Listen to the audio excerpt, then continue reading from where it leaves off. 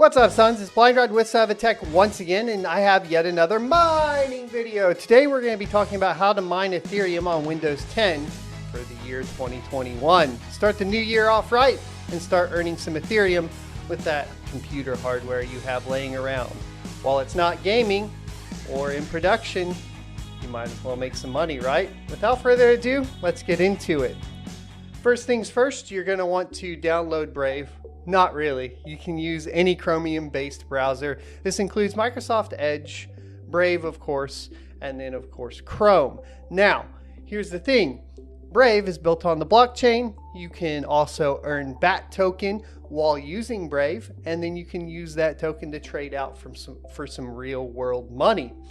Pretty awesome deal there. I highly recommend it, and its privacy tools are great, including options to access Tor straight through the browser and so on and so forth.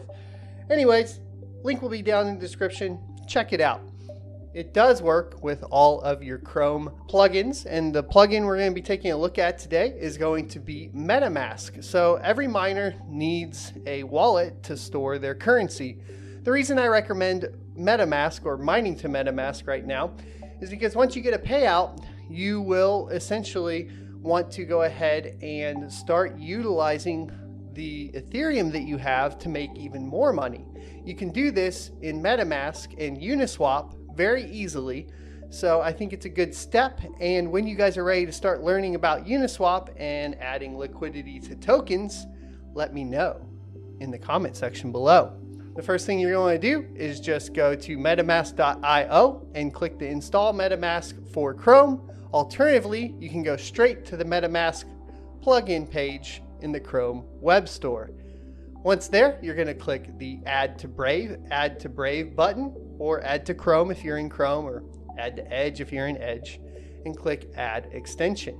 Once the extension is installed, it will take you to a Get Started page. At this point, you're going to click Get Started. We're going to be creating a new wallet, so click Create a Wallet, agree, and then choose an easy password. Just kidding. Choose a difficult password. I recommend for creating passwords using a password manager. This could be anything from Kaspersky to LastPass or Dashlane. I have no preference. I currently use Kaspersky because it's built into my suite. So if you're interested in that, let me know in the comments section below. Once done, you're going to click I have read and agree to the terms of use. One more thing that you could use, which I will show you, is random.org. At random.org, you can scroll down to the password generator, make sure that you have at least 8 characters for MetaMask, and click Get Passwords. At this point, you'll be presented with a list of passwords, and this is an easy way and a free open source way without downloading any other software to generate random passwords. Next, we're going to click Create. And this is where you will get your secret key or secret words. This is for recovery of the wallet and is basically what you would use if you clicked the import wallet button and you're either moving browsers or moving machines and you just got a new machine. This is very important. A, you don't want to share this with anybody, and B, you don't want to lose it. Now that makes this pretty difficult. There are plenty of ways to go ahead and secure this information, and we'll go over 3 of them right now. But first, you're going to want to go ahead and Control-C it and put it in a notepad, or what I would recommend also is just writing it down on a piece of paper to continue setup. Now that we have it in a notepad, you need to decide where to keep it. If you want to keep it on the computer, I would recommend using something like an external USB drive that you encrypt with basically the built-in Windows 10 BitLocker option to go ahead and encrypt the information. Another option is using Nord Locker, which has been pretty helpful when moving between machines for me. It is basically an encrypted cloud storage service, and works pretty well. And there's a free option that gives you 3 gigabytes, which is usually enough to store keys, or at least store keys temporarily. For the ultimate security, you really want to write this down and put it in a fireproof safe or somewhere where you wouldn't lose it. And that's because anytime your key is on the internet or touching the internet in any form or fashion, there is always a possibility of getting hacked. One of the things that you will notice with MetaMask that they do here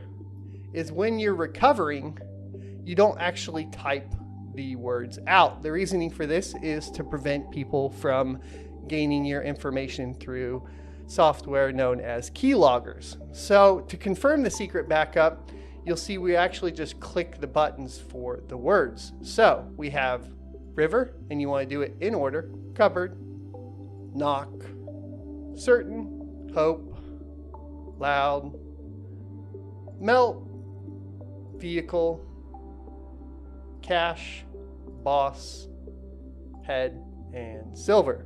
So now that we've put them all in order, we're going to click confirm, and we can start using the MetaMask wallet. As I discussed earlier, token swapping is here, so you can swap directly in the MetaMask wallet, which makes it super duper easy. And this is all what people are starting to refer to as DeFi with Uniswap. DeFi stands for decentralized finance, and is just an additional way for miners to essentially make money off of the coins that they've mined. That's why I recommend using MetaMask. Your other options for wallets include exchanges. However, it's recommended you never mine to an exchange, as well as paper wallets and hardware wallets. All of those options are great, but for beginners, I think MetaMask is the way to go. So now that we have this, we're going to go ahead and click our account and copy it to clipboard and paste it in that notepad. That way we know this is the recovery key for this wallet.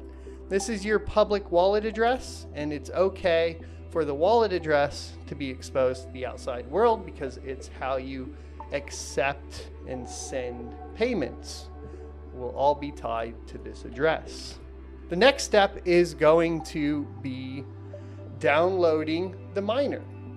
So today we're going to be using LOL Miner 1.17. It was released 16 days ago, and we are going to be obtaining it directly from their GitHub.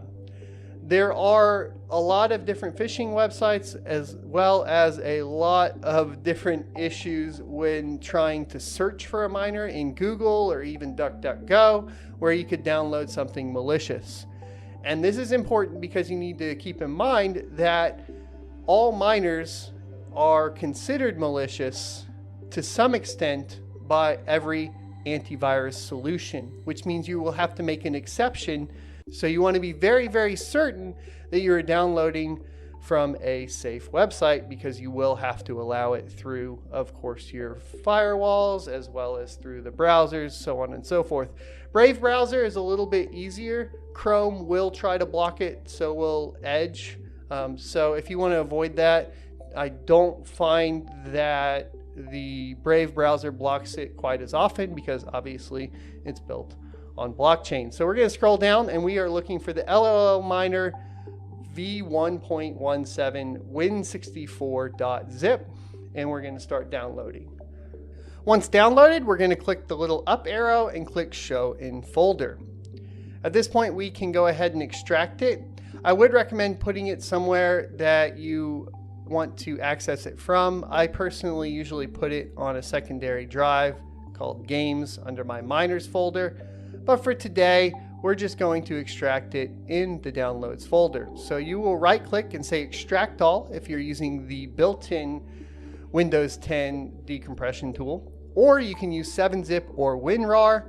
It's all up to you. If you are using 7-zip or WinRAR, I assume that you already know how that functions. So we're going to click extract all and then extract.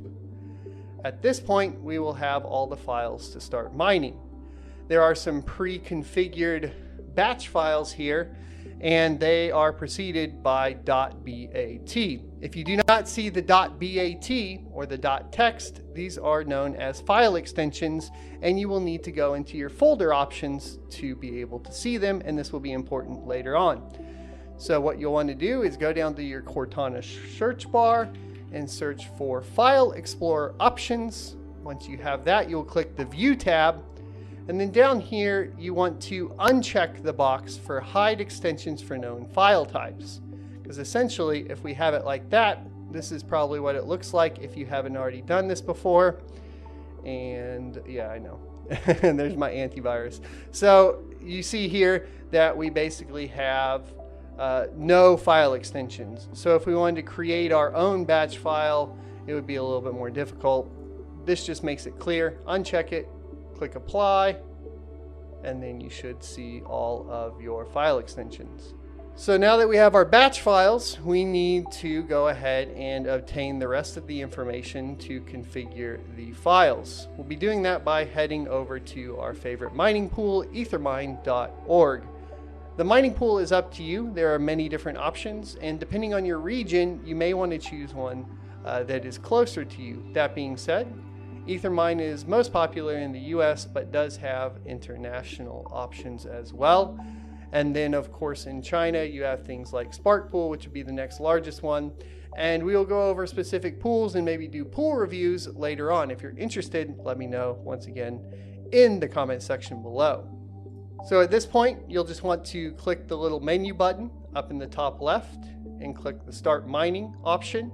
And here is where you are going to find your mining server. They have options for Asia, Europe, US East, US West, and then of course the ports. You have your SSL port, your Stratum ports, and alt Stratum ports right here. We're going to be basically just modifying a pre-configured batch file from the miner that we downloaded. So we're going to go back to our file explorer. We are going to find the one that says mine ETH, and this is something we also need to talk about.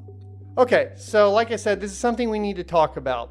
Your performance is going to be better on cards with over 4 gigabytes of video memory when using typically just the standard mine ETH. However, if you have a card that only has 4 gigs of video memory, you're going to want to play with the mine_ETH_4G batch file. Now, I am working on getting a 4 gig card to test with, and unfortunately the one that I thought I had was actually one of those reference RX 580s that you could flash and get the 8 gig version of. So guess what? It did have 8 gigs of VRAM on that particular card, so I don't actually have a true 4 gigabyte card to test with. So for today, we're just going to be going over the standard basic setup for mining with cards with over 4 gigs, and we'll do a how-to later on the rest. You'll want to right-click the batch file and click Edit, and this is where Windows is going to protect your PC.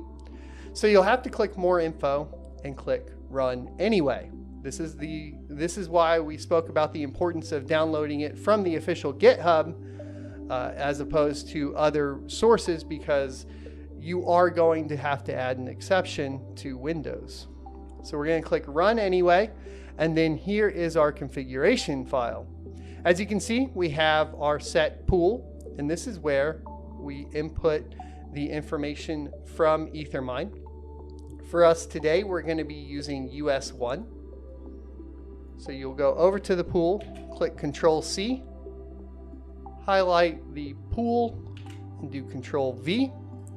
Then we'll want to grab the port 4444, Control-C, and put that in the port, and it'll come right after the colon here. Make sure the colon is still there.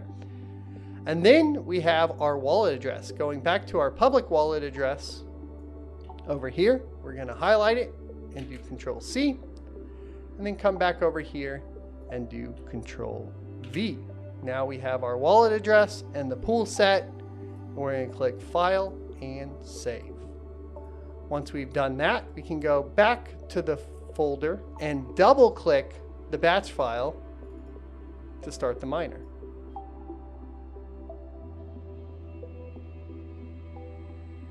Alrighty, so now we can talk about how to read what's going on the miner. So here, basically what we have is we started the DAG on GPU 0. We have a single RX 6800 in here, not overclocked or flashed currently. And then you'll see here that we have found a share and that we have accepted a share. This is when the GPU starts working, and then we will get a report of the speed. The speed is calculated on Ethereum as megahash per second. This number will give you an idea of your potential profit. Now we're at 61 megahash a second. To calculate profit, you can go back to a web browser and use a site called What to Mine. So in the case of this one, we are at 61 megahash. Now you should calculate watts as well as input your cost for kilowatt per hour. But for today, we're just going to calculate what I would call your gross revenue. So we're going to click calculate and scroll down here, and you can see that a single RX 6800 makes $2.78 a day in revenue.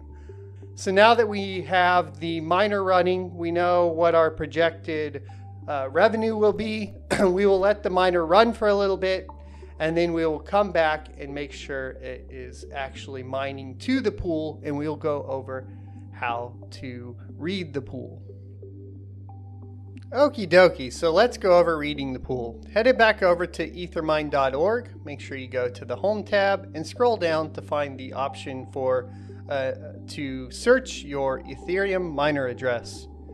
Go back to the config that you created and right click and copy your wallet address. Go back to the Ethermine web page and paste the address into the search tab and click search. At this point, you will be presented with your dashboard. The dashboard is going to have essentially all of the information that you need to understand to calculate your revenue and actual on-pool revenue and hash rate. Currently, it's only showing 5.2 because we just started mining. Up here, you will see workers active and inactive. So this is a good spot to take a look at if you have a mining rig down, or to see if you have a mining rig down. Next, you have your unpaid balance. And the unpaid balance is how much Ethereum is actually on the pool that you have earned. Once you hit your minimum payment threshold, that balance will be paid out to the MetaMask wallet that we talked about earlier. Over here, you have your estimated earnings, which will show you both daily, weekly, and monthly. Not both, but all daily, weekly, and monthly. And you can also convert it to what your earnings would be in BTC conversion and USD. As you can see here, estimated earnings monthly with 5 megahash is $7. This will change as that number rises. As you can see here, we have a reported hash rate of 60 megahash a second. Over time, these charts will fill out and you will have an idea of when the miners are not working and working. It will also give you an amount of valid shares, workers, and stale shares. If you have stale shares, you might want to check your overclock. Or if you have, of course, invalid shares, you might want to check your overclock. Now, minimum payout you can change. Scroll back up to the dashboard, click the little down arrow, and you will have your settings tab. Under settings here, you will essentially type in an email address, and then you will type in your IP, and then set your payment threshold. For most people that are hobby mining or just starting out, you will want to set it to 0.05. Now, to find your IP address, you can use basically whatismyip.org or one of those various ones. Clearly, I will not be showing you guys that, even though we are on a VPN. You never know. So maybe my VPN connects to the same IP over and over again, blah, blah, blah. For safety, I will not show you guys what my IP is, but you would want to go to whatismyip.org. Link will be down in the description. You will type your IP into this box, and then you will click submit, and it will change your payment threshold to 0.05. What this means, back on the dashboard, is once your unpaid balance has hit 0.05 ETH, within the next 24 hours, it will pay out to your MetaMask wallet. So for your MetaMask wallet, you can go ahead and pin it to your plugins, and then you will click it, log in, and then you'll have the option to buy, send, or swap. Clearly, you'll want to be sending it out to an exchange or swapping it into another token. What I recommend is swapping it into another token and then using Uniswap to go ahead and add it to liquidity to earn some additional fees. This is not financial advice, it's just what I'm doing. Now, let's talk about actually getting your money out into dirty fiat. Now for fiat, you are going to need to set up something on an exchange. Exchanges that use Ethereum are plentiful. You have options of Coinbase and Binance. One of my favorite, of course, though, is going to be crypto.com. I'll leave a referral link down in the description below for you guys to check out. If you click it, you get an extra $25 for signing up. I get an extra $25 for signing up, all up front. That's how you do it. Crypto.com will allow you to exchange currencies as well as add it to a card. You can get basically a debit card from them, and you can directly add it into the app and just click the top up button, and it's pretty awesome. I highly recommend it, except for one big caveat, and that's that you don't control your private keys. So it actually holds it in kind of a master wallet situation. I wouldn't recommend keeping a majority of your assets in Crypto.com or, of course, even something like Coinbase.